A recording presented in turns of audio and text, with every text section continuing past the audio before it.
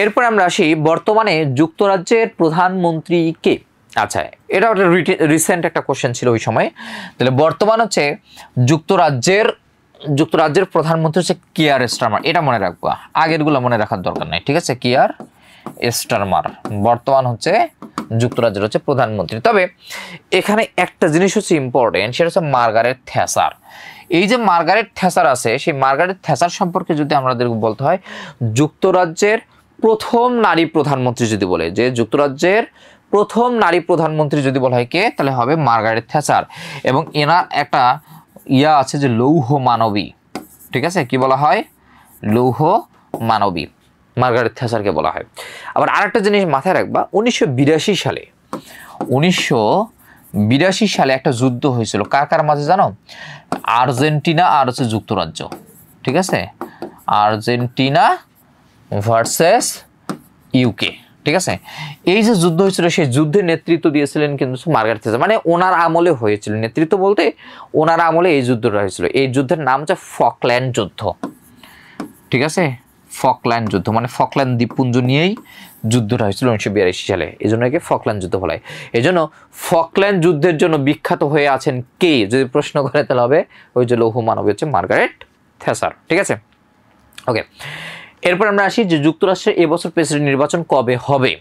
Already একটা president নির্বাচন আমাদের এই যে 2024 সালে হয়ে গেছে, সেই 2024 সালের কত তারিখে, 5 নভেম্বর, ঠিক আছে, মানে 5 নভেম্বর 2024 সালে এই ইয়াটা হয়ে গেছে, নির্বাচন হয়েছে। এবং 47তম প্রেসিডেন্ট নির্বাচন, কততম, 47তম, মানে ডোনাল্ড ট্রাম্প যে আসছে, সেই ডোনাল্ড ট্রাম্প 47তম প্রেসিডেন্ট। প্রশ্ন এটাও আসতে পারে যে যুক্তরাষ্ট্রের 47তম প্রেসিডেন্ট হচ্ছে কে, সেটা হচ্ছে ডোনাল্ড ট্রাম্প।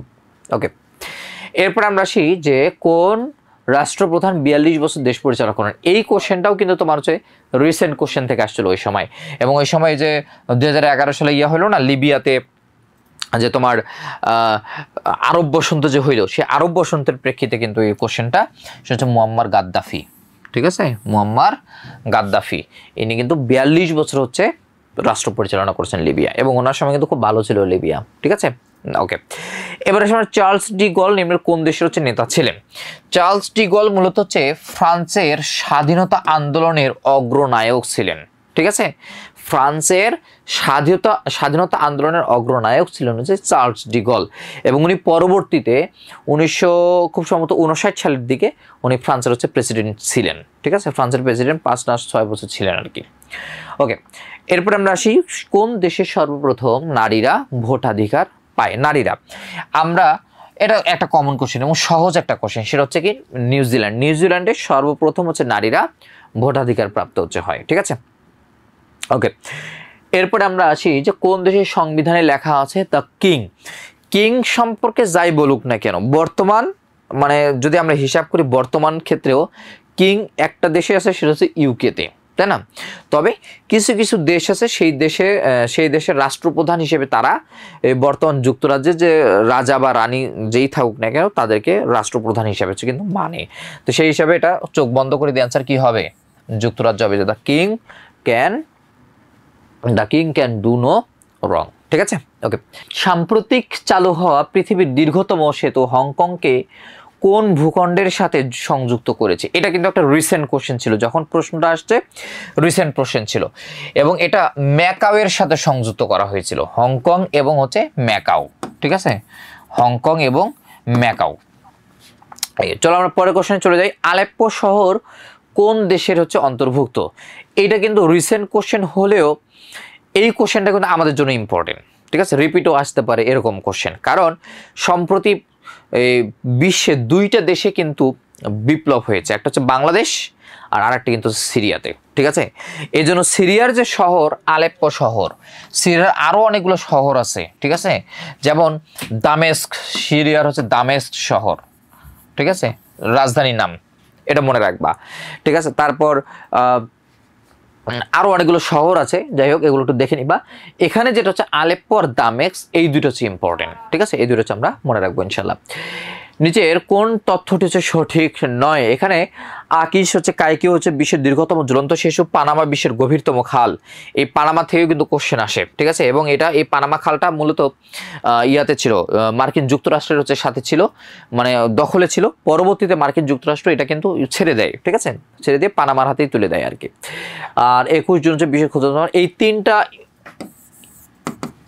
তিনটা অপশনই কিন্তু হচ্ছে সঠিক, কিন্তু যেটা হচ্ছে বৈকাল, এটা উচ্চতম আছে না, উচ্চতম হবে না, এটা হচ্ছে হবে গভীরতম হ্রদ, ঠিক আছে।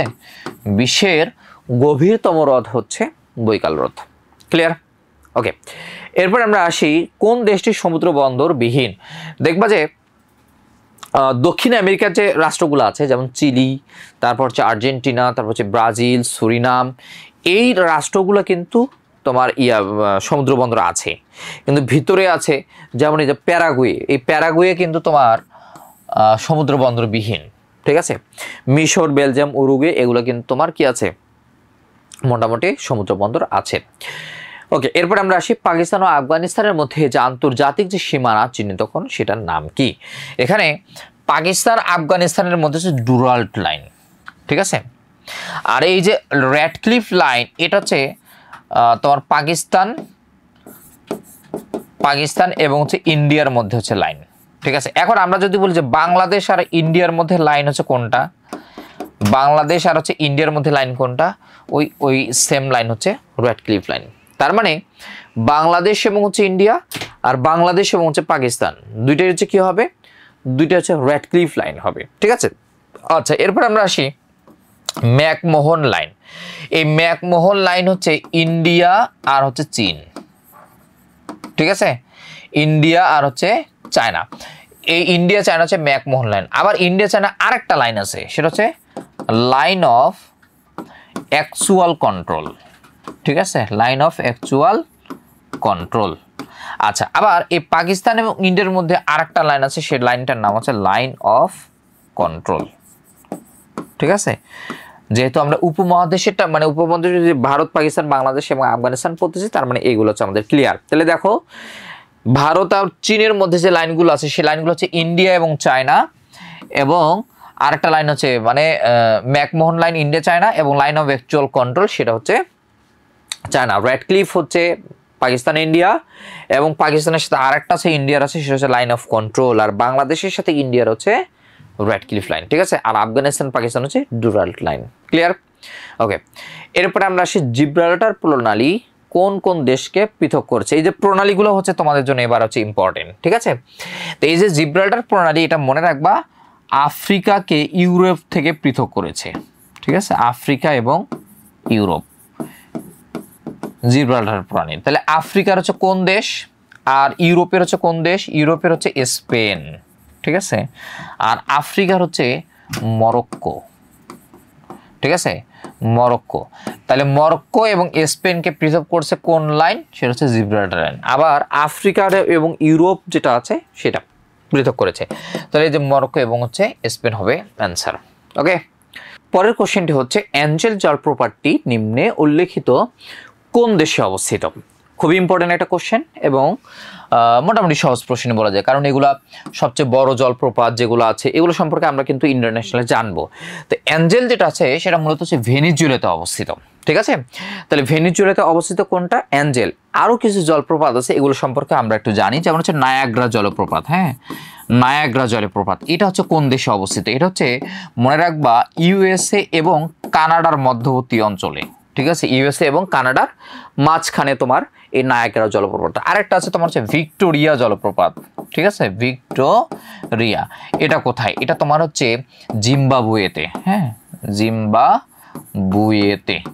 তাহলে ভিক্টোরিয়া হচ্ছে কোথায়, ভিক্টোরিয়া হচ্ছে জিম্বাবুয়েতে।